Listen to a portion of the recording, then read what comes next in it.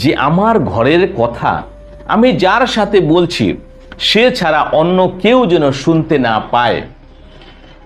এবং আপনি এমন করে বলবেন যেন স্বয়ং আপনি লক্ষ্মী, কেননা আপনার মধ্যে স্বয়ং লক্ষ্মী আছেন, আপনি সেটা বুঝতে পারছেন না। আমি সেটা জানি। এবং আপনার মধ্যে ভগবানও আছেন, আপনার মধ্যে ধর্ম আছে, আপনার মধ্যে ভালোবাসাও আছে, আবার আপনার মধ্যে অসুরও আছে, কিন্তু সেটা আপনি বুঝতে পারছেন না।